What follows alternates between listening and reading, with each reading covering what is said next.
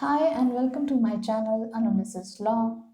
और आज मैं आपके समक्ष खड़ी हूँ एक और नए टॉपिक के साथ, और वो है रेस्टिट्यूशन ऑफ कॉन्जुगल राइट्स और RCR under section 9 of Hindu marriage act. अब आपसे अगर कोई ये पूछे कि देखिए मेरा स्पाउस मुझे छोड़ के चला गया है और उस केस में मैं ऐसा क्या करूं जिसकी वजह से मैं उसको वापस पा सकूं, तो उस केस में क्या आपके पास कोई रिलीफ है? तो उसी का जवाब है restitution of conjugal rights under Hindu marriage act section 9। So this is one of the matrimonial reliefs and recourse which is available to the parties to a marriage. The law recognizes this conjugal right first and then provides the remedy of restitution. देखिए, ये conjugal का मतलब ही अपने आप में क्या है? Conjugal का मतलब होता है एक साथ रहना, और रेस्टोरेशन का मतलब होता है उसको वहाँ पे यथास्थिति वहाँ पे बनाए रखना या उसको रिस्टोर करना। तो या तो हस्बैंड या फिर वाइफ, इन दोनों में से अगर कोई भी अपने स्पाउस को अनरीजनेबल ग्राउंड्स पे, अनजस्टिफाइड ग्राउंड्स पे छोड़ देता है। अब ये छोड़ कैसे देता है, जिसमें कि हम पढ़ेंगे आगे कि इसमें मेंटली एंड फिजिकली दोनों तरीके से जब एक दूसरे के समाज को छोड़ देते हैं ये, तो उस केस में कोर्ट के सामने वो स्पाउस जो परेशान है, जो एग्रीव्ड है, वो कोर्ट के समक्ष जाकर ऐसी पिटिशन डाल सकता है जिसके परिणाम स्वरूप जो कोर्ट है वो आप उस स्पाउस को ये रेमेडी देगा या ये रिलीफ देगा कि वो उस स्पाउस जो बिना रीजनेबल ग्राउंड्स के, एक्सक्यूज के छोड़ के गया है या गई है, उसको वापस आने के लिए कहे और अपने स्पाउस के साथ रहने के लिए कहे। देखिए, ये कंसेप्ट ऐसा है जहाँ पे आप जनरली ऐसा देखते होंगे कई बार कि हस्बैंड एंड वाइफ दोनों अलग अलग जगहों पर काम कर रहे हैं, जॉब कर रहे हैं, और वहाँ पे हस्बैंड एंड वाइफ दोनों एक साथ नहीं रह पा रहे हैं। तो क्या इस तरीके की रेमेडी अवेलेबल होगी? तो वो हम आप खुद सोच कर देखिए, यहाँ पे वे जानबूझकर अलग नहीं रह रहे हैं, उनकी जॉब की वजह से वो एक दूसरे से अलग रह रहे हैं। अगर वो जानबूझकर किसी तरीके से ऐसा बहाना मारते हैं और एक दूसरे के साथ रहना नहीं चाहते हैं, लेकिन उनमें से एक पार्टी या एक स्पाउस चाहता है कि वो अपने स्पाउस के साथ रहे, तो उस केस में ये रेमेडी उस व्यक्ति के लिए अवेलेबल होगी। लेकिन इसके लिए एक प्री कंडीशन जो कि बहुत ही इम्पॉर्टेंट है, वो है वैलिड मैरिज का होना। यानी कि वैलिड मैरिज आपको कोर्ट में ये साबित करना पड़ेगा कि वो शादी जो है वो वैलिड मैरिज है, ना कि लिव इन रिलेशनशिप। मनु ने मनुस्मृति में ये कहा है एक बार कि that neither by sin nor by desertion is wife released from the husband।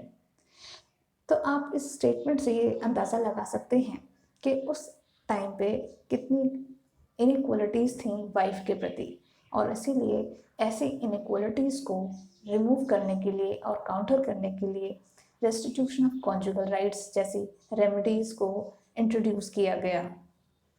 ये ऐसी रिलीफ है या रेमेडी है जो कि पॉजिटिव तरीके की है, जहाँ पे लॉ यानी कि कोर्ट दो पार्टीज को एक साथ रहने के लिए बोलता है, ना कि अलग होने के लिए।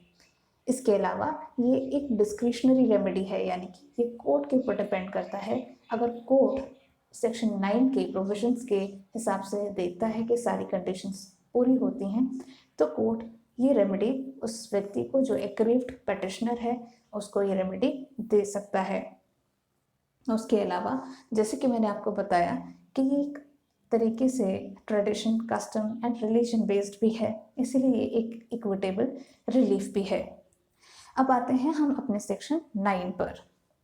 सेक्शन 9 कहता है कि हस्बैंड एंड वाइफ दोनों के लिए ये रेमेडी अवेलेबल है, लेकिन ये अवेलेबल कब है?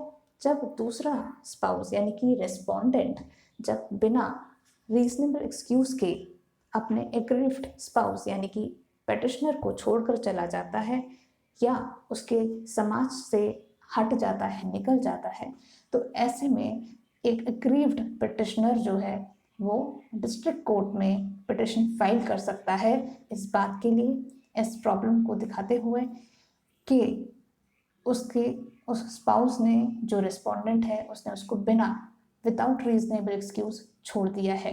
अब ये क्या चीज़ें होती हैं विदाउट रीजनेबल एक्सक्यूज, ये हम इस वीडियो के आगे के पार्ट में देखेंगे। इसके अलावा कोर्ट कब देगी, कि मैंने आपको बताया कि ये रेमेडी डिस्क्रिशनरी है। कोर्ट दो चीज़ों से संतुष्ट होनी चाहिए कि जो भी पिटिशनर बोल रहा है वो सच्ची बात है, सही बात है, और दूसरी चीज़, there is no legal ground why the application should not be granted. और जहाँ पे कोर्ट को लगता है ऐसा कोई ग्राउंड, लीगल ग्राउंड नहीं बनता कि क्यों ना ये एप्लीकेशन मना कर दी जाए, तो अगर ऐसा कोई ग्राउंड नहीं बनता, यानी कि क्यों ना अलाउ कर दी जाए, तो उस केस में इस रेमेडी को ग्रांट किया जा सकता है। इसके एक्सप्लेनेशन में ये दिया गया है कि इस चीज़ को प्रूफ करने का जो भार होगा, that is burden of proof, वो किसके शोल्डर्स पर होगा, वो उस व्यक्ति के ऊपर होगा जिसने समाज को, उस रिस्पोंडेंट का होगा जिसने उस पिटिशनर को छोड़ा है विदाउट रीजनेबल एक्सक्यूज। अब आते हैं इस सेक्शन की कुछ इम्पॉर्टेंट एलिमेंट्स और इंटरप्रिटेशंस को देखते हुए हम समझेंगे कि विड्रॉल फ्रॉम द सोसाइटी क्या होता है। तो इसमें मैं आपको एक चीज़ बता दूं कि physical and mental element of desertion, यानी कि अलग होने का फिजिकल एंड मेंटल एलिमेंट दोनों होना चाहिए। जैसे कि आप क्रिमिनल लॉस में पढ़ते हैं कि मेंस रिया एंड एक्टर्स रियाज दोनों होने चाहिए। यहाँ पे हम ये वर्ड्स यूज़ नहीं करते हैं, पर फिजिकल का मतलब होता है कि इस तरीके से अपना माइंड बना लिया है दोनों पार्टीज, दोनों में से किसी भी पार्टीज ने, कि वो अपने उस स्पाउस के साथ रहना नहीं चाहती है या चाहता है। और फिजिकल एलिमेंट ये है कि वो उससे अलग रहते हैं, दोनों एक साथ जुड़ना नहीं चाहते, एक साथ रहना नहीं चाहते। सोसाइटी, अब यहाँ पे एक वर्ड यूज हुआ था, सोसाइटी ऑफ अनदर। सोसाइटी यहाँ पर है कॉन्जुगल सोसाइटी। ऐसा भी पॉसिबल है कि समाज को ये दिखाई दे रहा है कि दो लोग एक ही छत के नीचे रह रहे हैं, हस्बैंड वाइफ की तरह, लेकिन वो एक दूसरे को एक्सेप्ट नहीं करते। तो उस केस में आप ये नहीं कह सकते कि दोनों एक दूसरे के समाज में, यानी कि वो कॉन्जुगली रह पा रहे हैं, तो इसका मतलब सोसाइटी से है। विदाउट रीजनेबल एक्सक्यूज, यानी कि ऐसा प्रूफ करना पड़ेगा उस पिटिशनर को कि जो उसका रिस्पोंडेंट स्पाउस है वो उसको विदाउट एक्सक्यूज, रीजनेबल एक्सक्यूज या ग्राउंड्स के ऊपर छोड़कर गया है। यानी कि ऐसा कोई जस्टिफाइड ग्राउंड नहीं है जिसकी वजह से ये कहा जा सके कि उसके स्पाउस ने उसको छोड़ दिया है। जस्टिफाइड ग्राउंड कैसे कह सकते हैं? फॉर एग्जाम्पल, अगर हस्बैंड एंड वाइफ के बीच में छोटी छोटी बातों पर लड़ाई होती है कि चाय अच्छी नहीं बनाई, खाने में नमक कम है, ये कोई ग्राउंड नहीं होता कि एक स्पाउस दूसरे स्पाउस को छोड़ दे। तो ये this is an excuse which is without reasonable excuse या ग्राउंड। इन केसेस में अगर एक स्पाउस दूसरे को छोड़ देता है तो जो एग्रीव्ड स्पाउस है वो अपने स्पाउस को वापस लाने के लिए कोर्ट में पिटिशन डाल सकता है। विदाउट रीजनेबल एक्सक्यूज में हम अब यहाँ देखना चाहते हैं कि ऐसे कौन से एक्सक्यूजेस हैं जो रीजनेबल एक्सक्यूज की कैटेगरी में आएंगे। रीजनेबल एक्सक्यूज क्या होता है? रीजनेबल एक्सक्यूज का मतलब होता है कि जहाँ पे किसी को मैट्रिमोनियल ग्राउंड्स ऐसे मिलते हैं जिनके बेसिस पे जुडिशल सेपरेशन या डिवोर्स जैसी रिलीफ मांगी जा सकती है, तो उसको बिल्कुल रीजनेबल एक्सक्यूज बोलेंगे। फॉर एग्जाम्पल, हस्बैंड अपनी वाइफ को रोज़ पीटता है, रोज़ शराब पी कर आता है और वाइफ का जीना मुश्किल किया हुआ है, डाउरी डिमांड है उसकी, इस तरीके की चीज़ें रोज़ होती हैं, तो ऑब्वियस सी बात है कि वाइफ के लिए ऐसे में रहना मुश्किल है अपने हस्बैंड के साथ। और अगर ऐसे में वाइफ हस्बैंड को छोड़ देती है, छोड़ के चली जाती है, तो यहाँ पे रेस्पोंडेंट वाइफ के पास ये बिल्कुल रीजनेबल ग्राउंड है कि वो अपने हस्बैंड को छोड़ के जा सकती है। यानी कि यहाँ पर कोर्ट वाइफ को कंपेल नहीं कर सकता कि वो अपने हस्बैंड के साथ वापस जाकर रहे, और वो ये दोनों पार्टीज़ की म्यूचुअल अंडरस्टैंडिंग है कि वो माफ़ कर देती है या क्या करती है। लेकिन अगर कोई भी मैट्रिमोनियल कॉज के बेसिस पे कोई रिलीफ लेने के लिए ग्राउंड एग्जिस्ट करता है, तो वहाँ पे ये कहा जाएगा कि ये एक रीजनेबल एक्सक्यूज है रेस्पोंडेंट के लिए, और उस केस में पिटिशनर को आरसीआर की रेमेडी नहीं मिलेगी। इसी तरीके से कोई भी ऐसा कृत्य या कार्य किसके द्वारा हो, पिटिशनर ने कुछ ऐसा कुछ किया है जो कि खुद में उसकी गलती की वजह से हुआ है, उसकी खुद की गलती है, और उसका भार वो रिस्पोंडेंट पर डाल देता है, डाल देती है। फॉर एग्जाम्पल, हस्बैंड अपनी वाइफ को एडल्ट्री में जाने के लिए कहता है, यानी कि एक्स्ट्रा मैरिटल अफेयर्स में जाने के लिए कंपेल करता है, और बाद में जाकर जब वाइफ उसको छोड़ देती है इस बेसिस पे, तो उस केस में यहाँ पे रिस्पोंडेंट पिटिशनर हस्बैंड ये नहीं कह सकता कि वो अपनी वाइफ को वापस लाना चाहता है और वो उसके साथ रहना चाहता है, क्योंकि यहाँ पे वाइफ के पास रीजनेबल एक्सक्यूज है कि वो अपने हस्बैंड को छोड़ सकती है। इसके अलावा ये जो नेक्स्ट इंग्रेडिएंट है वो है कि इस पिटिशन को डिस्ट्रिक्ट कोर्ट में ही एंटरटेन किया जाएगा, न कि लोअर कोर्ट्स में। बाकी की मैंने आपको चीज़ें यहाँ पे काफ़ी चीज़ें समझाती हैं जो यहाँ पर स्लाइड में दी हैं, लेकिन इससे रिलेटेड एक दो केस लॉज हैं, एग्जाम्पल्स के द्वारा मैं और आपको दूँ अगर, इसलिए स्वराजगढ़ वर्सेस KM एक बड़ा ही लीडिंग केस था इस रेमेडी के ऊपर, जहाँ पे हस्बैंड एक क्लर्क है और वाइफ प्रिंसिपल है, और दोनों अलग अलग स्टेट्स में जॉब करते हैं। अब यहाँ पे हस्बैंड इंसिस्ट करता है वाइफ को that she should obey that those matrimonial obligations towards her husband and she should leave her job। तो क्या ऐसा किया जा सकता है? देखिए, वाइफ के ऊपर है, लेकिन वाइफ जो बेटर पोजीशन पर है, अगर वो नहीं चाहती है अपना जॉब छोड़ना, तो इस केस में हम पूरा भार वाइफ के ऊपर नहीं डाल सकते हैं। ये मॉडर्न व्यू है कि हम वाइफ के ऊपर ये नहीं कह सकते कि सब कुछ वाइफ के ही ऊपर है। वाइफ को भी अब मॉडर्न ज़माने में उतनी ही इक्वलिटी, उतनी ही राइट है काम करने की जितने की हस्बैंड को। तो उन केसेस में अगर वाइफ हस्बैंड से अलग रह भी रही है और जबकि वो रहना चाहती है अपने हस्बैंड के साथ, और वो इंसिस्ट करती है हस्बैंड को कि हस्बैंड उसके साथ आकर रह ले, तो उस केस में ऐसी कोई बुराई भी नहीं है कि अगर हस्बैंड वाइफ के पास रह ले। हस्बैंड ऐसे में नहीं मानता है और वो वाइफ को ही जिम्मेदार ठहराता है कि ये मेरे साथ रहना नहीं चाहती। तो क्या ऐसे में RCR की रेमेडी हस्बैंड को एज अ पिटिशनर मिल सकती है? तो इस केस में यही हेल्प किया गया कि ऐसे में ये रेमेडी RCR की हस्बैंड को अवेलेबल नहीं होगी। इसी तरीके से mere refusal to resign from her job at husband's instance is not withdrawal, क्योंकि मैंने आपको बताया कि विड्रॉल के लिए मेंटल एंड फिजिकल एलिमेंट यानी कि वॉलंटरीनेस होनी चाहिए, जानबूझकर वो दोनों रहना नहीं चाहते हैं, राइट। अब आते हैं कॉन्स्टिट्यूशनल वैलिडिटी के ऊपर। RCR के ऊपर कई बार सवाल ये उठते हैं कि क्या हम दो स्पाउसेस को एक साथ रखकर उनके साथ अन्याय नहीं कर रहे हैं? Isn't that the violation of Article 14, Article 21 of the Constitution of India? Because one is violating one's right to privacy and dignity because both of them have to stay together where they are not intending to stay together. तो इसी तरीके से उसी basis पे T. सरिता versus Venkata Subbaiah का case था, जो कि आंध्र प्रदेश हाईकोर्ट का केस था, जहाँ पे ये कहा गया कि सेक्शन 9 वॉइड है, आर्बिटरी है। क्यों है? क्योंकि this was considered to be the grossest form of violation of right to privacy and which denies a woman her free choice regarding her decision making of procreation of another human being।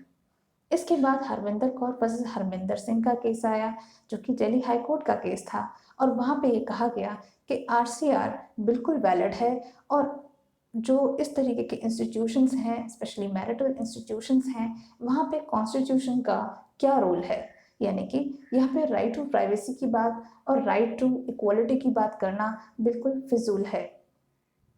Next, जो finally एक supreme court का जो case आया, उसने इन सारे मुद्दों को settle down कर दिया, और वो केस था सरोज रानी वर्सेस सुदर्शन कुमार का केस।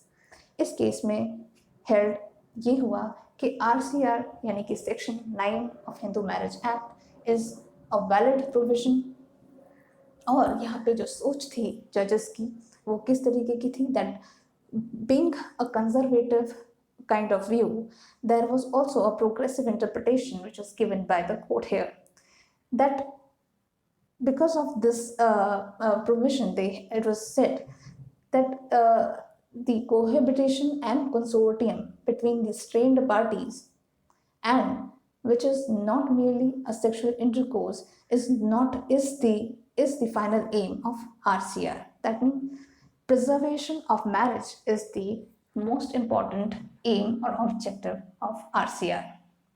इसके अलावा ये भी कहा गया that this remedy is not merely a creature of statute but a right inherent in the very institution of marriage. That means it is serving the social purpose to prevent the breakup of marriage. इसके अलावा इस remedy को refuse भी किया जा सकता है, जैसे मैंने आपको बताया कि डिस्क्रिशनरी है, तो ये ग्राउंड्स भी हम पहले ही डिस्कस कर चुके हैं, जहाँ पे any ground on which the respondent could have asked for a decree for judicial separation और नलिटी ऑफ मैरिज और डिवोर्स। यानी कि अगर उसके पास डिवोर्स का, यानी कि फॉर एग्जांपल क्रूअल्टी है या एडल्ट्री है या अनसाउंडनेस ऑफ माइंड है, अगर उसके स्पाउस के साथ ऐसी कुछ प्रॉब्लम है तो वो बिल्कुल डिवोर्स का केस डाल सकती है।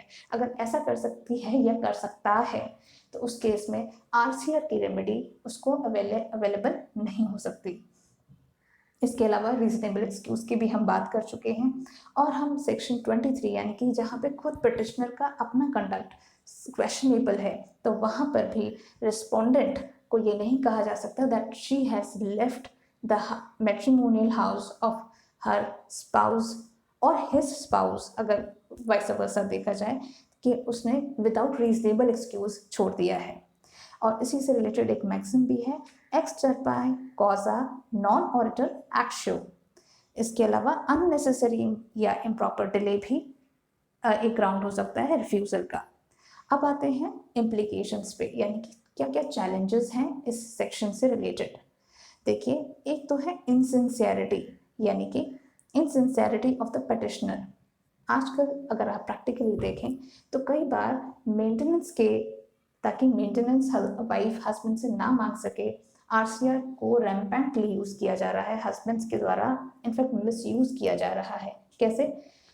हस्बैंड जनरली क्या करते हैं कि वो वाइफ के खिलाफ कोई केस डालते हैं, वाइफ को पहले उसके साथ क्रूअल्टी से बिहेव करते हैं, मारते हैं, पीटते हैं, या नहीं बिल्कुल ध्यान नहीं देते हैं, या कुछ भी ऐसा करते हैं जिसकी वजह से वाइफ रहना नहीं चाहती हस्बैंड के साथ और वो उसका घर छोड़कर चली जाती है। उसके बाद हस्बैंड की क्या स्ट्रैटेजी होती है कि पहले तो वो कंपेल करता है वाइफ को उससे अलग होने के लिए, और जब वाइफ अलग होने की वजह से मेंटेनेंस की डिमांड करती है तो हस्बैंड कहता है, देखिए मैंने तो आरसीआर फाइल कर रहा हूँ, मैं तो चाहता हूँ अपनी वाइफ के साथ रहना, लेकिन ये खुद ही नहीं रहना चाहती है, और जब ये रहना ही नहीं चाहती है तो मैं इसको मेंटेनेंस ही क्यों दूँ, या फिर अगर मेंटेनेंस ज़्यादा बन रहा है तो उस केस में मैं इसको ज़्यादा मेंटेनेंस क्यों दूँ। तो इस तरीके की इनसिंसियरिटी जो है वो आप देखेंगे प्रैक्टिकली चल रही है या इसको मिसयूज़ किया जाता है। दूसरी चीज़ है एनफोर्समेंट ऑफ डिक्री, जैसे कि सीपीसी के ऑर्डर 21, रूल 32 एंड 33 में बताया गया है कि इस तरीके की डिक्री को एग्जीक्यूट करने के लिए एग्जीक्यूशन के लिए क्या करना होता है, अटैचमेंट ऑफ प्रॉपर्टी। पर आप खुद सोच कर देखिए कि आप अगर प्रॉपर्टी अटैच भी कर दिया दूसरे व्यक्ति की, रिस्पोंडेंट की, अगर वो रहना चाहता ही नहीं है या चाहते ही नहीं है, तो क्या उस मैरिटल रिलेशनशिप को आगे लाइफ टाइम बढ़ाया जा सकता है? तो वो तो ड्रैग करने वाली बात हो गई। सो बिकॉज मेंटल और the emotional elements are related, they are connected with the institution of marriage, तो वो भी आप कंपेयर नहीं कर सकते। और इसलिए मैंने यहाँ एक कोट भी किया है that you can take a horse to the water but you can't make him drink. इसके अलावा सरोज रानी वर्सेस सुदर्शन कुमार के केस में कुछ फैलिसीज थी, कुछ ऐसी बातें थीं जिनको इग्नोर किया गया, जैसे कि right to privacy of the women, her autonomy, and the entire burden is on her shoulders, that पूरी फैमिली लाइफ उसको चलानी है, यानी कि उसी के बेसिस पे उसको ही अपना जॉब या अपने जो एम्बिशियस उसके व्यूज़ हैं लाइफ के प्रति, उन सारी चीज़ों को उसको ही त्यागना पड़ेगा। ये सारी चीज़ें हस्बैंड नहीं, ये वाइफ ही कर सकती है। तो इस तरीके की चीज़ों को ही कंसिडर करना और जो मॉडर्न एक सोच है, अप्रोच है, उसको इग्नोर कर देना, ओवरलुक करना भी एक मुद्दा है सरोज रानी के केस में। इसके अलावा fundamental right to life and privacy के बारे में मैं ऑलरेडी आपसे डिस्कस कर चुकी हूँ। So the non compliance to the degree of restitution is more ruthless than the remedy itself, ऐसा कुछ केसेस में कहा गया है। Indeed, nothing is more deleterious to a man's physical happiness and health than a calculated interference with his privacy. तो इस तरीके के व्यूज़ भी आए हैं अलग अलग जजमेंट्स में, जहाँ पे RCR को ग्रॉसेस्ट वायलेशन या सैवेज या बार्बरस बताया गया है। तो इन्हीं सारी फैक्ट्स के बाद आई होप आपको मेरी ये वीडियो अच्छी लगी हो। अगर अच्छी लगी हो तो कृपया करके लाइक करें, कमेंट करें, सब्सक्राइब करें। Thank you very much. अगली बार फिर मिलते हैं किसी नए मुद्दे पर, या फिर आप अगर चाहें तो उस टॉपिक को हम अपनी अगली वीडियो में ज़रूर डिस्कस करेंगे। Thank you so much.